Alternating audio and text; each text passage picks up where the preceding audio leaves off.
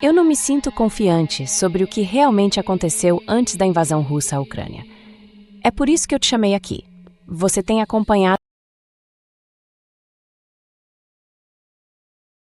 Don't feel confident in what I know about what actually happened in the lead up to the Russian invasion into Ukraine, which is why I'm bringing you on because you've been following this very closely, and I want to get your perspective on it. So, let me introduce you again so people know who you are. Deixa eu te apresentar de novo, Joining para us todo is mundo saber Colonel quem você é. Daniel Davis. He's Está the com a gente o host of Coronel Daniel Daniel Davis. Davis Deep Ele é o Dive apresentador program do on programa Daniel YouTube, Davis Deep Dive and no I YouTube. wanted to ask Eu queria fazer the algumas colonel some perguntas para o questions coronel sobre about as what the últimas latest notícias news vindas da is Ucrânia. out Mas of mais do que isso, Ukraine. But queria more trazer uma perspectiva importantly, I wanted diferente to offer a daquela que o different público costuma perspective ouvir than aqui what no you've heard programa on this sobre o que show in aconteceu regard to antes the da invasão lead russa à up to the Ucrânia. Então Russian vamos invasion começar into pelas notícias Ukraine. mais recentes. So let's Coronel, actually em que start off ponto a with the gente está most hoje na recent guerra news. entre a So Rússia where e a are Ucrânia? we, Colonel, today when it comes to the Russia-Ukraine war?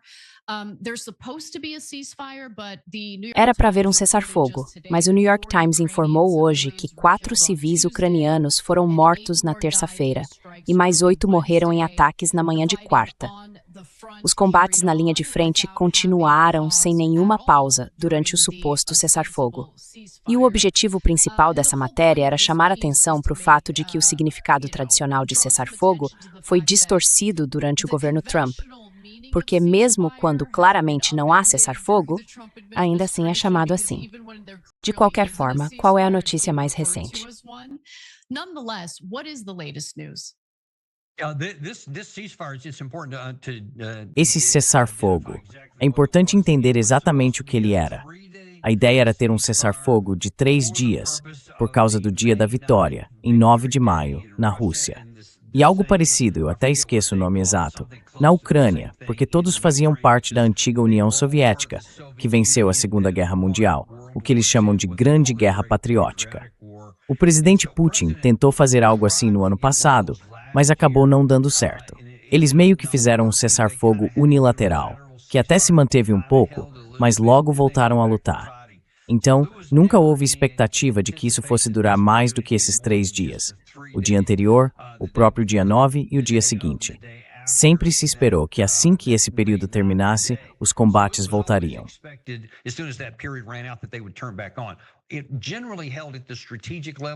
De modo geral, a trégua se manteve no nível estratégico, porque os russos, acho que cerca de 3 horas depois do fim do período de cessar-fogo, lançaram o que acabou sendo várias ondas de ataques, algo em torno de 800 drones e mísseis disparados da Rússia de volta contra a Ucrânia.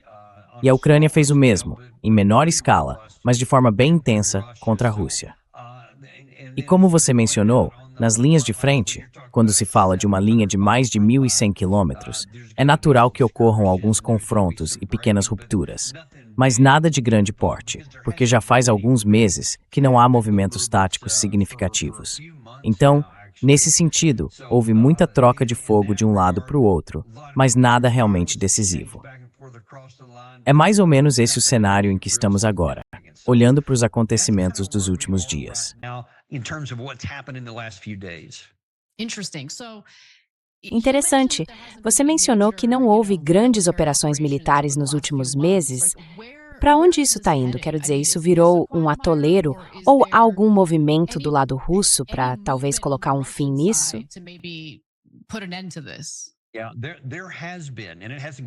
Sim, tem acontecido, mas não teve nenhuma cobertura da mídia por aqui. E eu fiquei realmente surpreso, porque muita coisa está aberta do lado russo. Eu falei há pouco sobre o Irã, onde você precisa ouvir o lado iraniano, o americano e o israelense para tentar entender o que de fato está acontecendo. Aqui é a mesma coisa. Você precisa ouvir o lado ucraniano, mas também tem que ouvir o lado russo. E os russos estão furiosos com o Putin. E essa insatisfação vem crescendo há alguns meses, porque ele não tem sido firme o bastante. Isso ficou mais evidente quando a gente passou da marca de 2 anos, agora em fevereiro.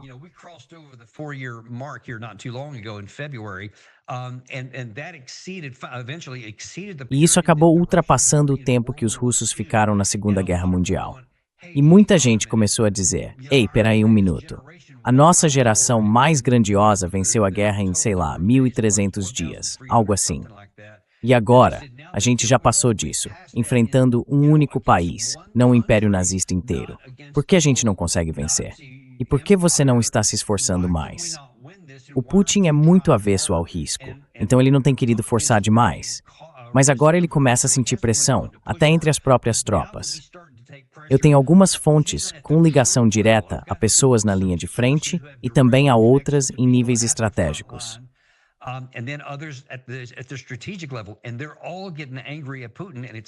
E eles estão todos ficando irritados com Putin, e isso começa a aparecer em público. Isso coloca pressão nele para fazer algo diferente, para correr mais risco. E agora, tem um cara chamado Karaganov, que apareceu junto com mais alguns dizendo o seguinte: sabe de uma coisa? Tá na hora de mudar essa dinâmica. No campo de batalha, é só a Rússia contra a Ucrânia, mas na verdade é a Rússia contra 50 nações, os Estados Unidos, todos os países europeus e ainda vários outros da Ásia, e por aí vai. E eles dizem: estamos cansados disso, não é mais um contra um.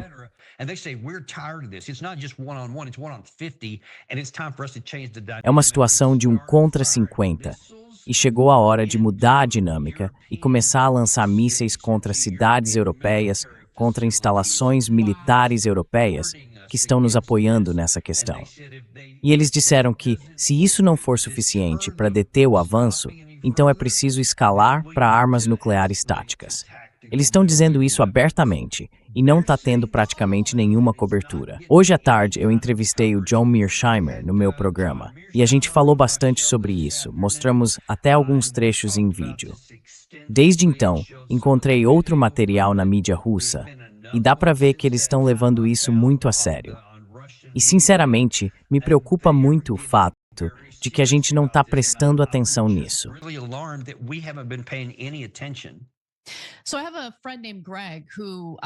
Eu tenho um amigo chamado Greg que vive me cutucando para falar sobre esse assunto.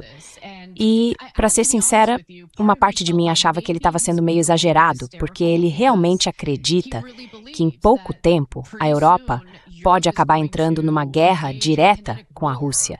E que isso poderia até levar ao uso de armas nucleares. Ele fica dizendo: Ana, você precisa investigar mais, precisa ir mais fundo. Mas, pelo que você está me dizendo, existe sim uma chance disso acontecer. Só que nesse caso a Rússia é que tomaria a iniciativa. Seria a primeira a atacar.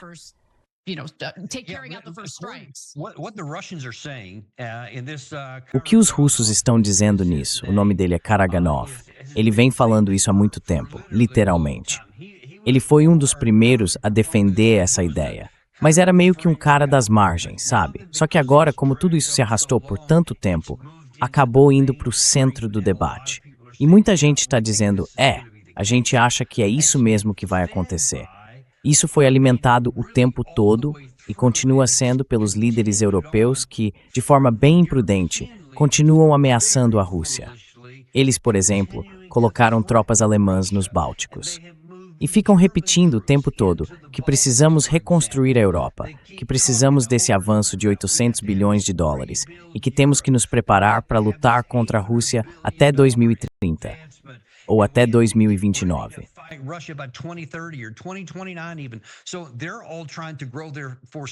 Então todos eles estão tentando aumentar suas forças. Estão dizendo: vamos todos reforçar 5% do PIB, vamos entrar num ritmo de tempo de guerra. Os russos estão ouvindo tudo isso e pensando: bom, a gente não vai ficar de braços cruzados, sem fazer nada, ainda mais quando estamos só avançando aos poucos nas linhas de frente. É por isso que eles dizem que precisam fazer algo diferente. E agora estão dizendo: em vez de deixar esses 50 países apoiarem a morte de soldados russos nas nossas linhas de frente, por que não levar a luta até eles pela primeira vez? Porque, segundo eles, a guerra já está acontecendo de fato. Então, por que não fazer com que o outro lado também pague parte do preço, e não só o nosso?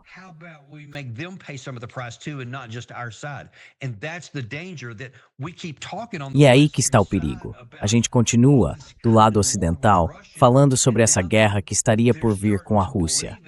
E agora eles começam a acreditar nisso, e talvez já estejam prontos para agir.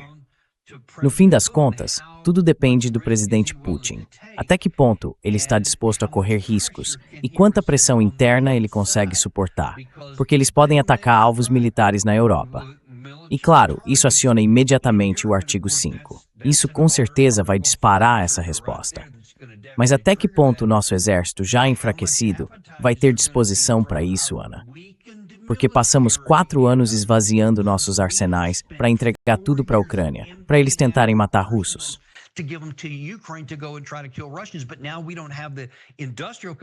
Mas agora, a gente não tem mais capacidade industrial para repor isso.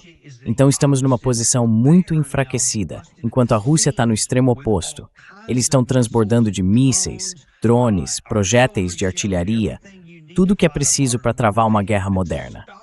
Eles vêm acumulando esse material mesmo enquanto lutam lá. A gente não tem como enfrentar uma guerra convencional ou, Deus me livre, um ataque nuclear. Simplesmente não dá. Ou isso poderia significar a destruição de todo mundo. Só que a Rússia sente que está cada vez mais forte, porque se preparou para isso mentalmente, enquanto a gente só fala e acaba esvaziando o próprio arsenal. Então, é uma situação bem ruim.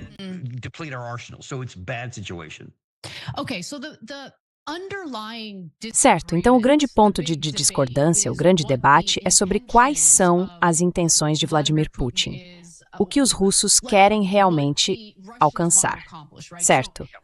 Se você conversar com qualquer pessoa no mundo ocidental, elas estão absolutamente convencidas de que o objetivo de tudo isso é reconstruir a Rússia soviética. Não no sentido do comunismo, mas no sentido de expandir o território, de retomar o império, sabe? É isso que os europeus acreditam. É isso que os Estados Unidos acreditam. Já a Rússia, por outro lado, tem argumentado de forma consistente que tudo isso aconteceu por causa do risco ou da ameaça à segurança da Rússia imposta pela OTAN. Então, qual é a verdade? Qual é a realidade?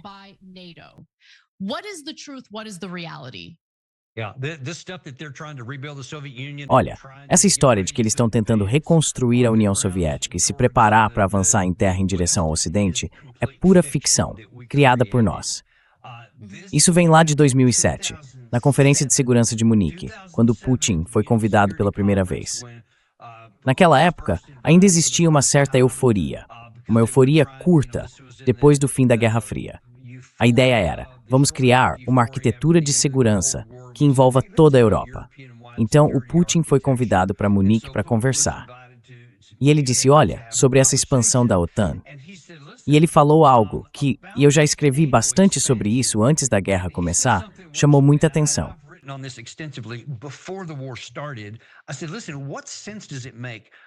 Eu disse, olha, que sentido faz, acho que eram 16 membros da OTAN, se colocarem contra toda a União Soviética e os países do Pacto de Varsóvia, com 50 mil tanques.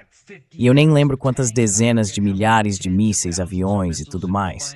E a gente enfrentou aquilo, olhou de frente durante a Guerra Fria, e no fim eles acabaram caindo. Agora, que sentido faz, depois que eles se desintegraram, a gente precisar expandir a OTAN? Se 16 conseguiram conter tudo aquilo, e agora que eles se desintegraram, nem precisaria mais dela, muito menos expandir. Mas parece que a gente se aproveitou disso e deixou de ser segurança coletiva. Virou avanço para manter a Rússia enfraquecida. E isso foi continuando, até que em 2007 o Putin perguntou, ei, contra quem é essa expansão?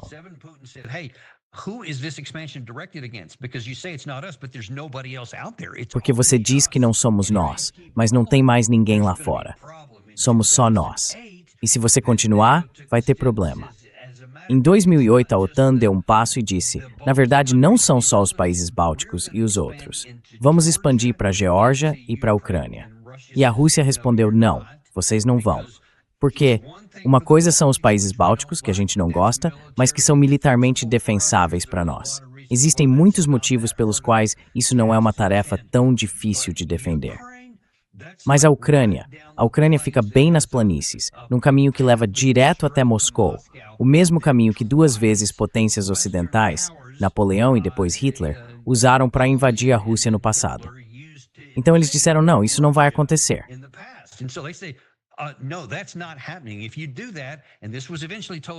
Se você fizer isso, e isso acabou sendo dito ao Jens Stoltenberg, o ex-secretário-geral da OTAN, Se você colocar a OTAN dentro da Ucrânia, vai haver guerra. Mas se simplesmente tirar isso da mesa, não vai haver guerra nenhuma. E o Jens Stoltenberg zombou disso e disse: ninguém nos diz o que fazer. Eles vão entrar.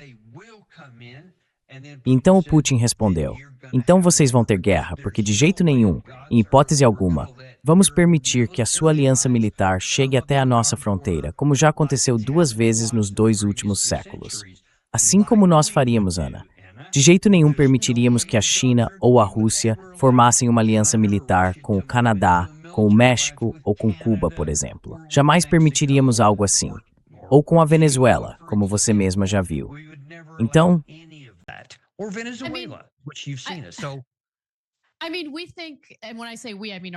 quer dizer, a gente acha, e quando eu digo a gente, quero dizer o nosso governo acha que cânticos, simples cânticos contra os Estados Unidos já significam um risco à segurança e que deveríamos entrar em guerra contra pessoas que estão cantando isso num país estrangeiro que nem sequer tem armas capazes de alcançar o território continental americano.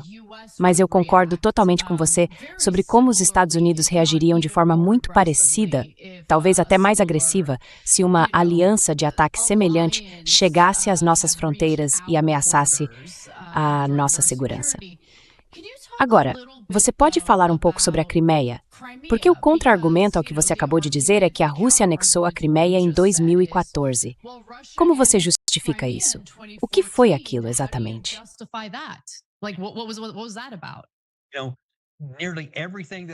Sabe, praticamente tudo que eu descrevi aqui de 2007 para frente, na verdade tudo, fomos nós que começamos primeiro. A Rússia reage. É essa situação que a gente quer. A gente adora isso, porque assim podemos fazer o que quisermos e vocês não podem fazer nada além de dizer sim, senhor, engolir. É disso que se trata aqui. No fim de 2013, começo de 2014, a Ucrânia ainda estava inteira, incluindo a Crimeia. Agora, a Rússia tinha uma base militar num lugar chamado Sebastopol, no Mar Negro, na parte sul da Crimeia, que fazia parte do território ucraniano. E eles tinham, há muito tempo, desde os anos 90, quando a Ucrânia se tornou independente da União Soviética, um acordo de que haveria um tipo de arrendamento de 99 anos para a frota russa do Mar Negro ali. Isso era algo em que todos tinham concordado. Tudo certo, tudo funcionando.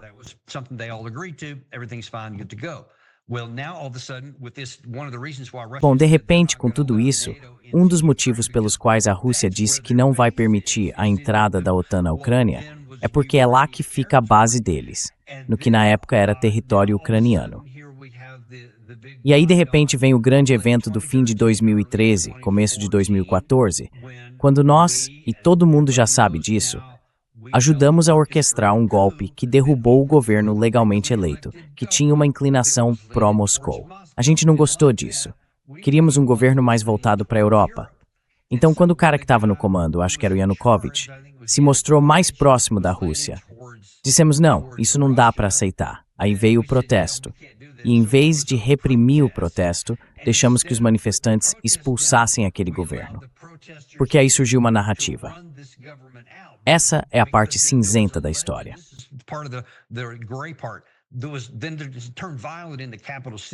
Aí a situação ficou violenta na capital e começaram a surgir acusações de que o governo, dominado pelos russos, estava matando manifestantes. Mas outros diziam que não, que na verdade eram infiltrados no meio da multidão, atirando nas pessoas para causar mais caos, para parecer que era o governo, e assim justificar uma reação, expulsar o governo e por aí vai. Isso fica numa zona cinzenta. O que não está na zona cinzenta é que a Rússia, a União Europeia e as autoridades ucranianas se reuniram, acho que foi no dia 20 de fevereiro de 2014, e chegaram a uma solução. Disseram, tudo bem, vamos fazer o seguinte, vamos ter eleições antecipadas. A Rússia concordou com isso, e ficou decidido que seria em maio. Então, de fevereiro até maio, teríamos eleições antecipadas. E se o candidato de vocês ganhasse, ele ganharia. Eleições antecipadas, simples assim.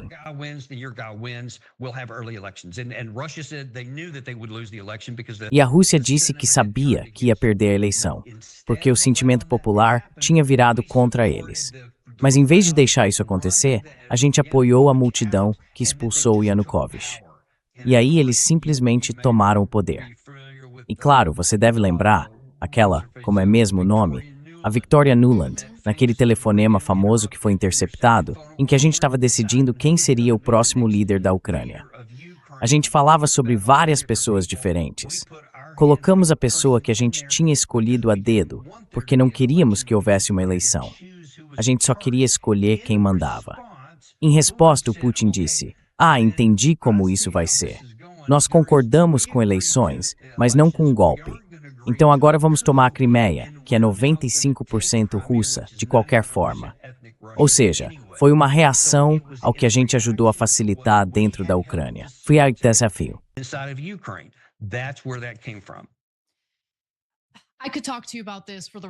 Eu poderia conversar com você sobre isso pelo resto do programa, mas infelizmente a gente já precisa encerrar. Só que eu tenho mais uma pergunta, que eu acho importante. É algo sobre o qual eu mesmo fui meio ingênuo e não estava totalmente informado. Me conta como os russos étnicos têm sido tratados na Ucrânia sob o governo do Zelensky.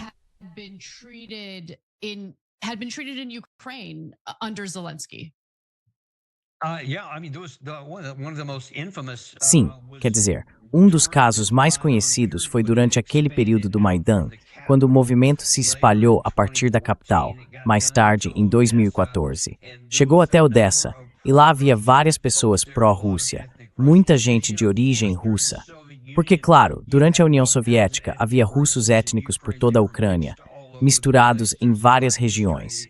Tem toda uma história por trás disso, que eu não vou entrar em detalhes agora, sobre como muitos russos foram levados para lá ao longo das décadas anteriores. Mas o que aconteceu é que o pessoal pró-Ucrânia, que era ligado aos grupos pró-neonazistas, se voltou contra muitos desses russos étnicos e acabou queimando essas pessoas vivas dentro de um prédio.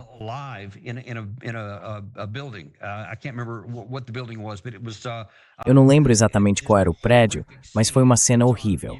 As pessoas podem procurar no Google, ainda tem vídeo no YouTube. Eles cercaram todo mundo lá dentro, esse pessoal pró-Ucrânia. Depois, barricaram o prédio, colocaram fogo e queimaram todo mundo até a morte. Foi uma das piores coisas que aconteceram naquela região. Mas é isso. Eles disseram, vocês vão proibir a língua russa, vão proibir a religião étnica deles, enfim, todo tipo de coisa assim. Então foram empurrando esse povo para baixo até que deixaram de ser cidadãos iguais dentro do próprio país. Estou falando de pessoas que eram cidadãs da Ucrânia, mas de origem étnica russa.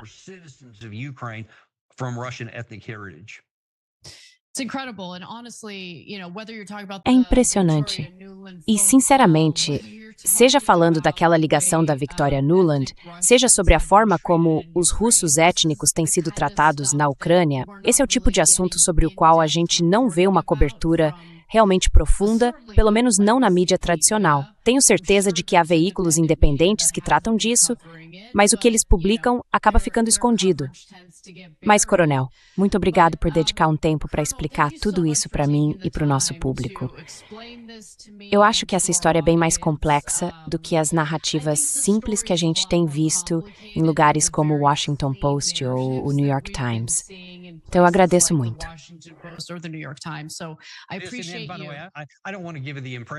Eu não quero dar a impressão de que os russos são inocentes. Eles não são. Quer dizer, tem muita coisa errada acontecendo em todo lugar. No fim das contas, ninguém tem as mãos limpas. São dois lados usando táticas bem duras, principalmente. Mas o lado da Ucrânia não é esse lado inocente. Isso é importante dizer. Sim, eu concordo com você. Acho que é bem mais complicado do que fizeram a gente acreditar. Enfim, muito obrigado mais uma vez, Coronel Daniel Davis, apresentador do programa The Daniel Davis Deep Dive no YouTube. Pessoal, confiram lá, se inscrevam no canal e obrigado por ter sido tão generoso com seu tempo, Coronel. Sempre por fim. Luana.